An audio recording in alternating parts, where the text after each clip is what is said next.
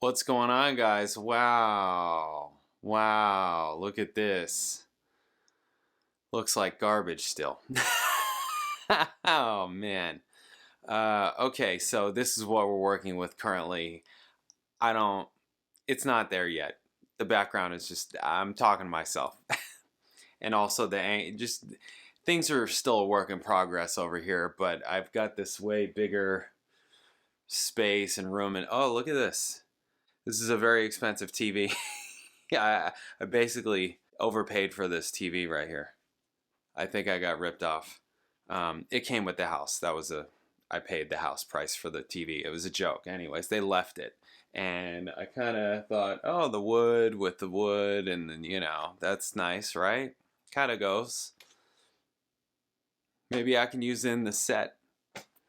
So there it is. Anyways, I don't know if this is going to stay or not. What are we doing today? We're doing Yes, Fragile. And again, everybody that has been following along with this knows that this is the Yes album that I had when I was in high school. So I've heard this before. I'll say again that basically the ones that I know are the first track and the last track, and that's mostly it. It's mostly it. Even back then, I just didn't listen to like the stuff in the middle. Didn't catch me. I really mostly just listened to Roundabout. But also Heart of the Sunrise. I did like that one also. That's what we're going to check out today. It'll be interesting to go through it because it's been forever for me. Forever. Yeah, all right. You want to look around. There's more stuff. This one is like a total wreck. I feel like this is what's going to be in the shot the majority of the time, so I want to put all the records on this side. So all the records are on this side. And, I have a lot of work to do still. But I'm here. Hi.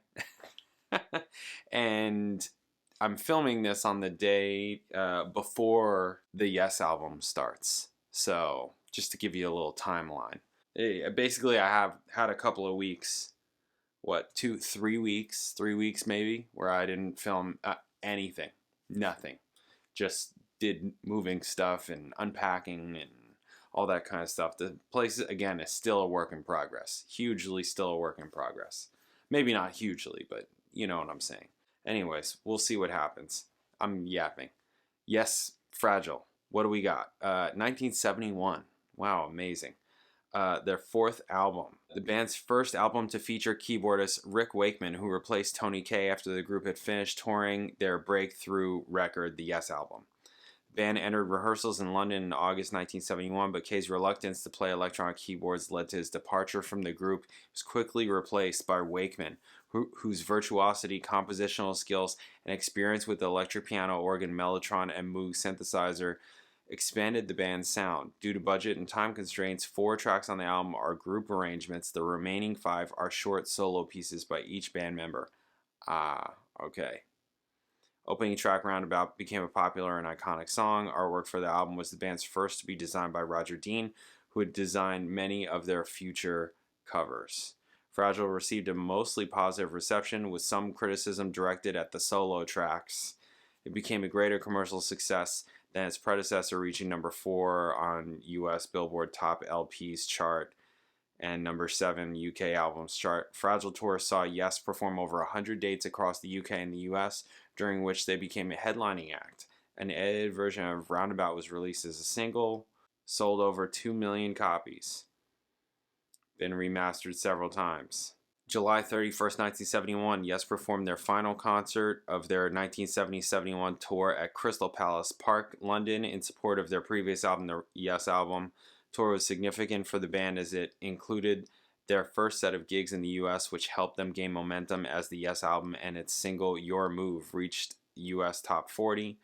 Lineup during this time consisted of John Anderson, Chris Squire, Bill Bruford, Tony Kaye, and Steve Howe. Steve Howe on the Yes album. Steve Howe. Huge addition. Huge addition. Needed to happen. Really needed to happen. Following the tour, Yes started work on their next studio album that was originally conceived as a double.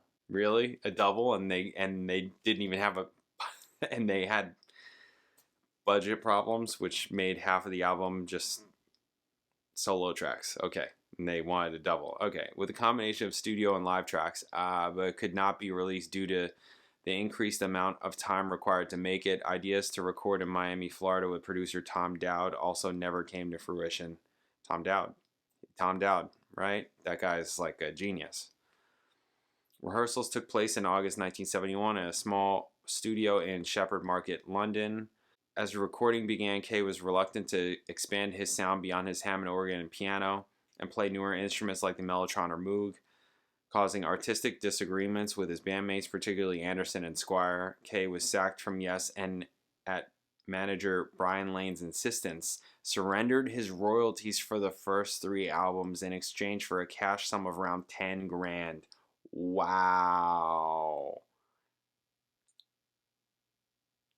That's like when the Indians sold Manhattan. God damn. Oh boy. Replacement was quickly found in Rick Wakeman, classically trained pianist with experience playing a wide variety of keyboards. Wakeman was a member of the folk rock band Straubs and an in-demand session musician. He was offered a spot with David Bowie's touring band on the same day that he was asked to join Yes, but chose Yes due to the opportunity for more artistic freedom. Wow, that's crazy. And also probably a good choice, potentially. I mean, it would have been a very different career if he went with David Bowie, because Lord knows he wouldn't have stayed with Bowie. That would have been like a stint, and that's it.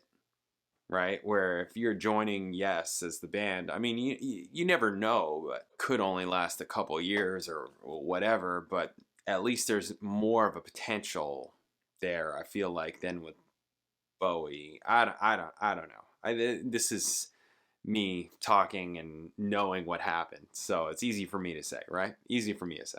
I still can't believe Tony K.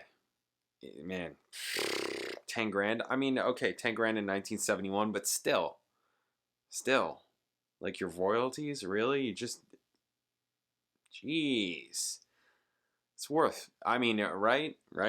Given what happened, worth way more than 10 grand, I'd say, right? Yes. Answer, yes. He learned that the band were going to return to the U.S. for another tour and flatly refused, but quickly realized that he was holding out on a good offer and accepted. Wakeman recalled the basis of Roundabout and Hard the Sunrise were worked out by the end of his first day with the band. Squire spoke about that first session. That marked the first real appearance of the Mellotron and Moog synthesizer on that, adding the flavor of those instruments to a piece we'd basically already worked out. Wakeman was surprised to see how often the group argued amongst themselves, and at one point shortly after his arrival thought they were going to split. Wow. Man, these guys sound dysfunctional. Recording took place in August and September 1971 at Advision Studios using a 16-track tape machine. Eddie Offord, who served as recording engineer on Time and a Word, assumed his role while sharing production duties with the band. Rolling Stone reported that the album cost 30 grand to produce. According to Michael Tate, the band's lighting director, Lane came up with the album's title while on the phone to some press guy inquiring about it. Really, the manager just made up the title. He was looking at some photos from that Crystal Palace gig, saw the monitors at the front of the stage, and like all equipment, they had Fragile stamped on the back. Ruford claimed he in fact suggested the title because he thought the band was breakable at that time while the band were recording. Okay, Wakeman remembered children being brought into his studio to watch them play. It's interesting. Okay. Fragile contains 9 tracks. 4 are group arranged and performed, with the remaining 5 being the individual ideas personally arranged and organized by the 5 members as described in the liner notes. Squire reasoned that this approach was necessary in part to save time and reduce studio costs. We have a lot of mouths to feed. Rick had to buy a vast amount of new equipment when he joined, and it all cost much more money than people seem to imagine. According to Bruford, there was this endless discussion about how the band could be used. I felt we could use all 5 musicians differently, so I said brightly, why don't we do some individual things whereby we all use the group for our own musical fantasy? I'll be the director, conductor, and maestro for the day, then you do your track, and so on. Wakeman commented on the album's structure. Some critics thought this was just being flash. The thinking behind this was that we realized there would be a lot of new listeners coming to the band. They could find out where each individual player's contribution lay. Okay. Interesting. All right. And we're starting with Roundabout. Oh, look at this. They got a photo of Steve Howe's main guitar on Fragile is a Gibson ES5 Switchmaster. Cool. Okay, Roundabout. Starting with Roundabout. Written by Anderson and Howe and has become an iconic track and is one of Yes's best-known songs. Howe recalled that the track was originally a guitar instrumental suite. I sort of write a song without a song. All the ingredients are there. All that's missing is the song Roundabout was a little bit like that. There was a structure, a melody, and a few lines. The introduction was created by 2 piano chords played backwards, and Howe recorded the acoustic guitar part in the studio corridor as the recording room made it sound too dead. Wakeman's Hammond organ solo was recorded in one take and credits Bruford, who advised him to hold back on his performance during run-throughs of the song, but go for it when recording. Cool. All right, here we go. Roundabout. Let's do it. Bam.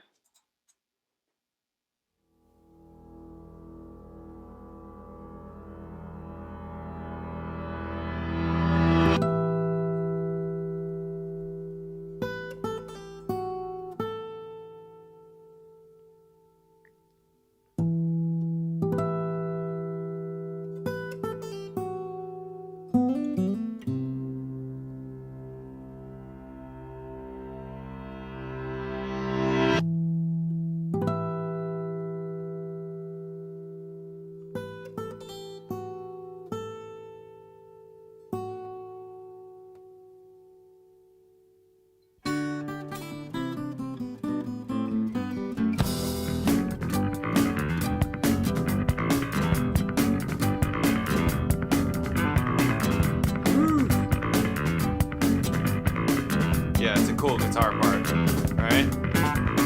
I'll be the roundabout. The words will make you out and out. I spend the day away. Call it morning, driving through the sun and in and out the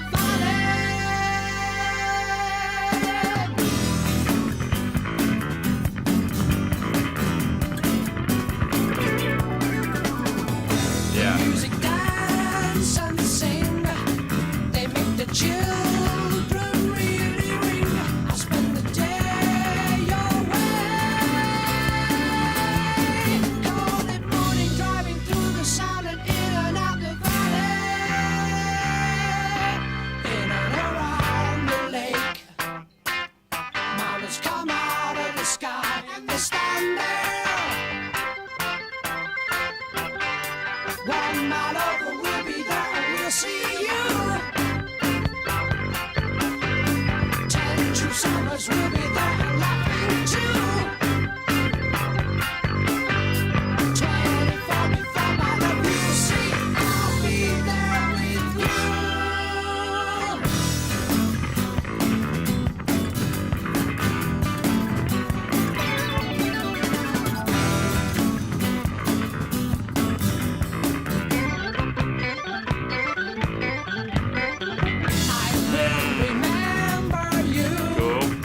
Silhouette here. Will charge the view of distant atmosphere. Nice phrasing. Vocal phrasing. All in morning, driving through the sound and even in the valley. In and around the lake. Mountains come out of the sky. They stand there. 1 mile over, we'll be there and we'll see you. Summers will be there and laughing too.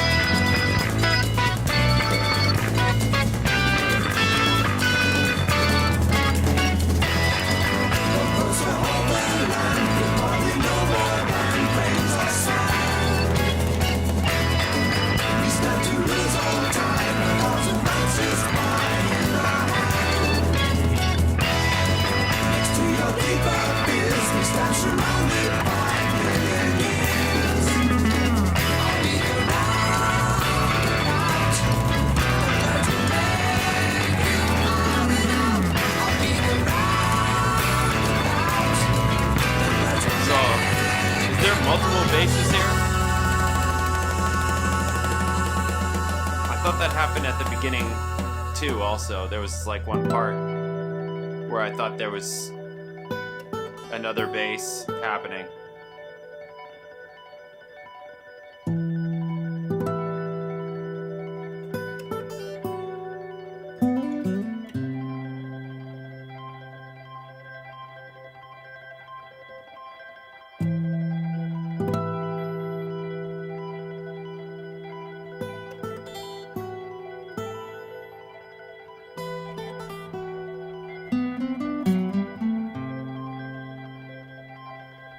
In and around the lake, mountains come out of the sky, they stand there. Nice. 24 before my love, I'll be there. Nice.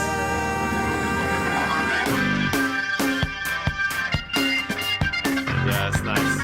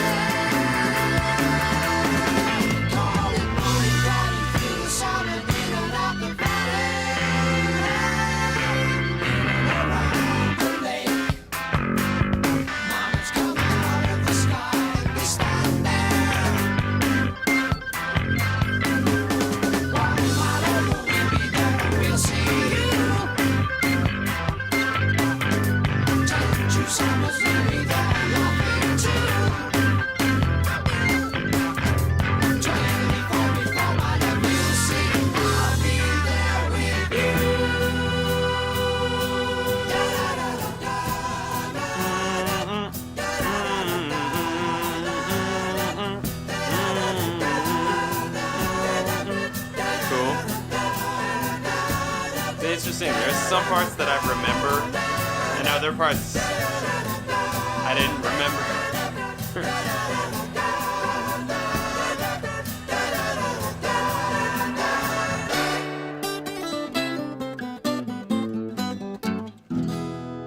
Oh, cool. Yeah, I mean, classic, right? It's classic. It's great. Yeah, cool. I really like that section where they bring it like just gets lower, right? And they do that.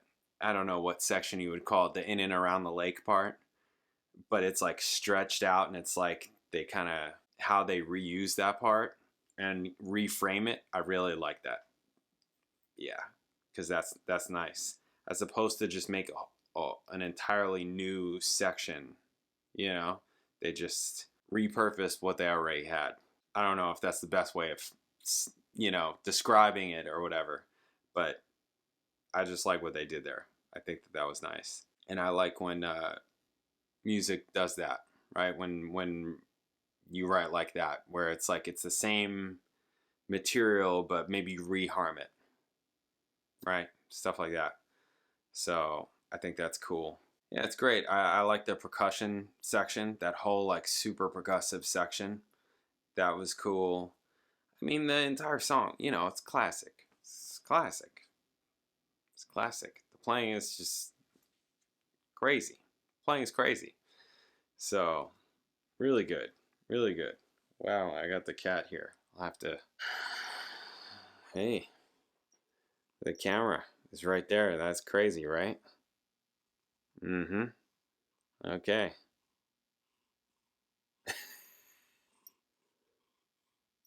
Doesn't know what to do with herself here. So much new to explore, right? Cool. Okay, well, I'm not really sure how I'm going to handle these super short tracks. I imagine that specifically 5% for Nothing is going to run into Long Distance Runaround. I assume.